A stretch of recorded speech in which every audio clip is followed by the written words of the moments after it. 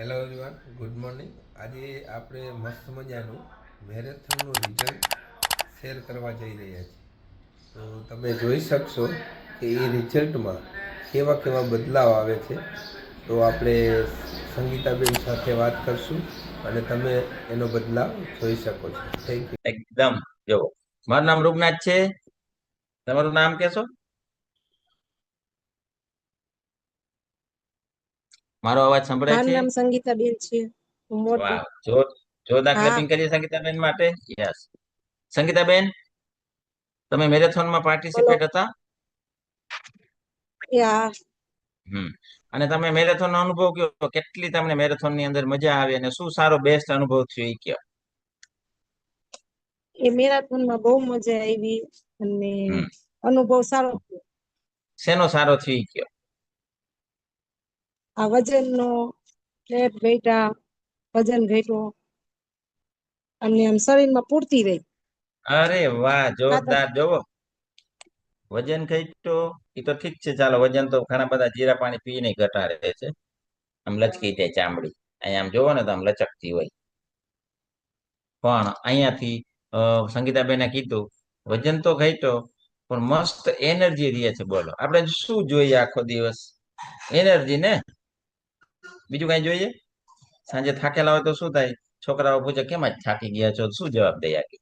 તો જોરદાર ક્લેપિંગ કરીએ કે આખો દિવસ એનર્જી એમને હતી. અને કેટલી વખત તમે જમતા ઈ કયો તેમાં ભૂખા રાખ્યા હતા તમારા કોચે, અલા ના કેપ્ટને? ના ના ભૂખ્યા નથી રહી.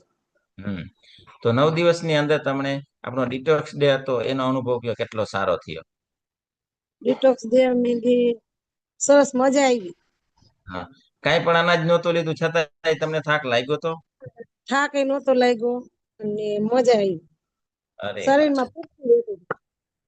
વારંવાર સંગીતાબેન કહે છે કે શરીરમાં સ્ફૂર્તિ રહે છે, સ્ફૂર્તિ રહે છે. બોલો, જોરદાર ક્લેપિંગ કરીએ.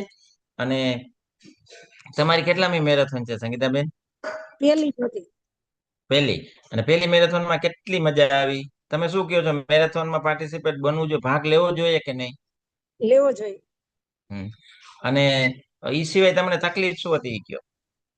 મને તકલીફ એક પેની દુખતી હતી ને વેટ લોસ કરવો છે અરે વાહ. ને જીભ. બે વસ્તુ લઈને આવ્યા તો વેટ લોસ તો થયો જ છે. એ આપણે સાંભળીશું કેટલો થયો એ સંગીતાબેન નો, કેમ કે અમારી સાથે હતા 10 દિવસ. બરાબર. અને આ મેરેથોન ની અંદર તમે પાર્ટિસિપેટ હતા અને રનર્સ ઓફ ચોથા નંબરે આવેલા છો. પણ કેટલો વજન ઘટ્યો એ પછી જોશી. અને તમને ઊંઘ કેવી આવતી કયો 9 દિવસ, આ 10 દિવસ દરમિયાન? 10 દિવસ બપોરે નીંદર નહોતી આવતી. નહીં નહીં, સાંજે રાતની વાત છે. રાતે નીંદર મસ્ત આવી જાય. હમ. જોરદાર. મસ્ત આવી જતી હો. જો. ને પેલા મને નીંદરની તકલીફ જ હતી સર. હા. એટલે તો પેલા તકલીફ હતી તો શું કરતા આખી રાત? પેલા એવું થતું રાતમાં 2-3 વાર ઉઠી જવાતું, પછી હમ. નીંદર ન હોય, પછી આટા મારી ઘરમાં અને ગેલેરીમાં જાય. બધા હુતા હોય એટલે એમ થાય કે કેવા બધા ઘસઘસાટ ઊંઘે છે અને આપણે નીંદર નથી આવતી એમ થયા રાખી. ને પછી હા. આમ એવું કોપ ચડે ને એમ થાય કે કેવા બધા હુતા છે ને આપણે નીંદર નથી આવતી એવું થતું. ને હવે આમાં જોઈન્ટ થાય ને પછી નીંદર સરસ આવી જાય. ઉઠીને તોય પછી નીંદર આવી જાય ને ઓલો તો ઉઠ્યા અરે, પછી નીંદર. ટૂંકમાં આપણે નીંદર જ્યારે જોઈ ત્યારે આવી જાય છે અને જ્યારે આપણે ઉઠવું હોય ત્યારે ઉઠાઈ જાય છે. બરાબર. હા. Very good. જોરદાર ક્લેપિંગ કરીએ. ઊંઘની તો બહુ તકલીફ છે આજે. ઘરની અંદર એક એક મેમ્બર ગોતીએ ને તો. પણ સંગીતાબેને ખુદે કીધું પોતા આખી રાત 2-3 વખત ઉઠતા જાગતા. આપણા ફેમિલી મેમ્બરને જોઈને અંદરથી એને એમ થતું કે મને કેમ ઊંઘ નથી આવતી.